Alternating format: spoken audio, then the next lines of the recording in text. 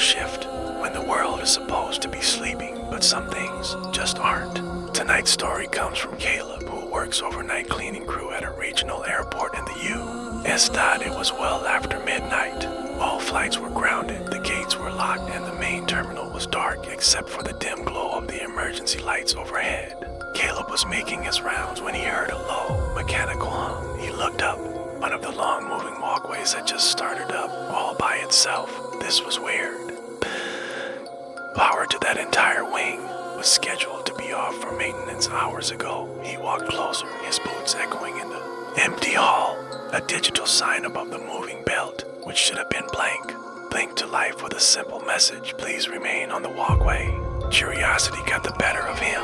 Caleb stepped onto the moving rubber belt. It felt strange, warm, way too warm, almost like it was alive. As it carried him forward, he noticed something else. The gate numbers on the wall weren't right. They were changing: C12, C13, C14, then suddenly back to C12, starting the sequence all over again.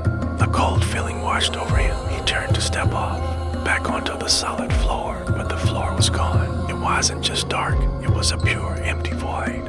Just then, the airport's PA system chimed, that soft, familiar tone. A calm voice announced, passengers transferring, do not exit early. Caleb's heart started to pound. He looked ahead. Down the length of the walkway, silhouettes were materializing out of the dim light. Figures of travelers standing perfectly still with their suitcases beside them. Their reflections in the terminal glass were distorted, stretched into long, nightmarish shapes. None of them moved. None of them blinked. A woman standing just ahead of him whispered, her voice a dry rustle, but she never turned her head. I've been walking since Denver. Caleb instinctively glanced at his watch. The time was frozen, 1:14 a.m. It hadn't changed since he first saw the walkway start. Suddenly, the belt lurched, picking up speed, pulling him faster into the darkness ahead. PA voice came back, much closer this time, almost like it was whispering right in his ear. Final connections are closing, one by one.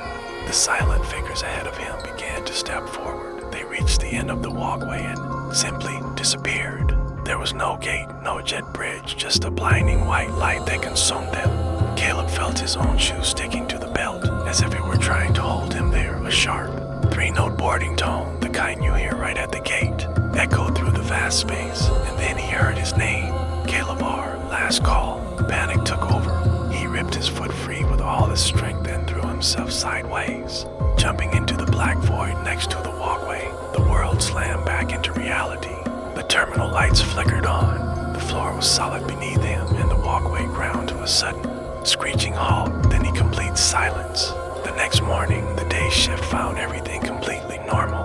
Maintenance reported no power surges, no system faults when they checked the security footage. It just showed Caleb standing alone on a perfectly still walkway for 10 minutes, staring at nothing but for just a single frame. The digital sign above his head flashed a new message: connection missed.